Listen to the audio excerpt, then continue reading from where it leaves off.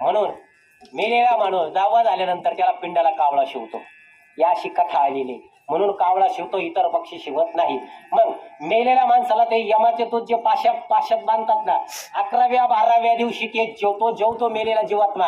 आणि 13व्याच्या दिवशी 13व्याला जे आपण जेवण करतो, पिंड देतो, 13व्या दिवशी तो पोटभर जेवतो मेलेला माणूस.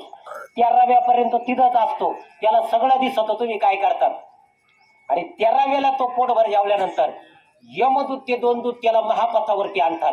आणि 13व्यापासून त्याचा जो हातभाराचा त्याला देह मिळतो, तिथून त्याचा प्रवास चालू होतो वर्ष श्राद्धापर्यंत. 13व्यापासून वर्ष श्राद्धापर्यंतचा त्याचा प्रवास आहे. बरं, 13व्यापासून वर्ष श्राद्धापर्यंतचा त्याचा प्रवास आहे. पण त्या प्रवासामध्ये खरी भानगड आहे. त्या प्रवासाला तुमचा 10 लाखाचा बंगला बरोबर येत नाही, तुमची आपाची गाडी बरोबर येत नाही, तुमची बुलेट बरोबर येत नाही, तुम्ही कमावलेली प्रॉपर्टी बरोबर येत नाही, काहीच येत नाही. माता मावल्यांनो, कप्पाळाला लावलेला रुपया सुद्धा तुमच्या बरोबर नाहीये. पण फार गमेंट आपल्याला.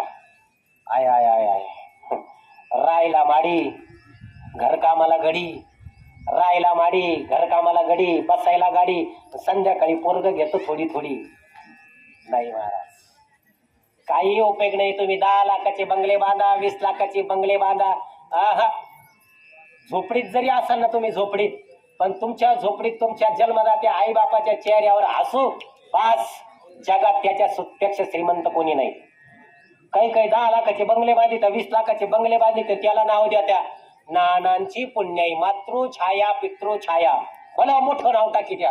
आल्या पाहुण्याला दिसत होती, दादांची पुण्याई, नानाची पुण्याई, मातृछाया पितृछाया. आणि ज्याची छाया तो 10 लाखाच्या बंगल्यात कांद्याच्या चाळीत पडक्या पत्र्यात खोकलत बाजीवर पडला, नानांची पुण्याई.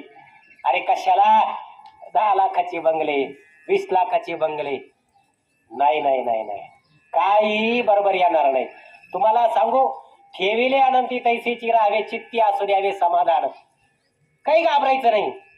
काही जण म्हणतात, अरे मी एवढं चांगलं वागतो, मी माळकरी आहे, कोणाचं वाईट करीत नाही, कोणाचे बांध कोरीत नाही, कोणाचे पैसे बुडीत नाही, पाहुण्याचे घेतलेले उसने पैसे परत वेळेवर देतो, कोणाचं वाईट चितत नाही. लेकी बाळीच्या लग्नाची जर विचारपूस झाली तर चांगलंच सांगतो, वाईट सांगत नाही. लेकी बाळीचे लग्न मोडत नाही. देव माझ्या वाईटावरच का बरं? तुम्हाला सांगू, सोन्याला 16वा कस लागल्याशिवाय सोनं पूर्णत्वास जात नाही. मंदिराची पायाभरणी झाल्याशिवाय कळस पूर्ण होत नाही. तुम्हाला ज्या जीवनामध्ये अडचणी येतात ना महाराज, तुम्हाला सांगू, तुम्ही म्हणतात मी इतकं चांगलं करीतो, मी कायम देव करीतो, कोणाचं वाईट, माझ्याच वाट्याला संकट का? तुम्हाला आज सांगतो, संकट तुमच्या वाट्याला का? तुम्ही म्हणतात मी एवढे चांगले, मला संकट का येतात? महाराज, चांगल्याच रस्त्याला स्पीड ब्रेकर असतात, ध्यानात ठेवा. स्पीड ब्रेकर चांगल्या रस्त्याला असतात. खड्ड्याच्या रस्त्याला स्पीड ब्रेकर बांधून उपयोग आहे का? घाण रस्त्याला स्पीड ब्रेकर बांधून उपयोग आहे का? रस्ताच घाण आहे ना. चांगल्या रस्त्याला स्पीड ब्रेकर का असतात? चांगल्या रस्त्याला का? चांगल्याच माणसाला संकट येतात. जंगलातली वाकडी तिकडी झाडं आपण तोडून आणत नाही, कारण ते वाकडं तिकडं लाकूड कोणाच्या उपयोगाचं नाही. चांगलं लाकूड घरात त्या ठिकाणी बल्लीला काम येतं, चांगले लाकड. म्हणून चांगलेच माणसाला त्रास आहे जीवनामध्ये. जो संकट शोषण्याची जिची ताकद आहे त्याला संकट येतं, असं कोणाला येत नाही महाराज.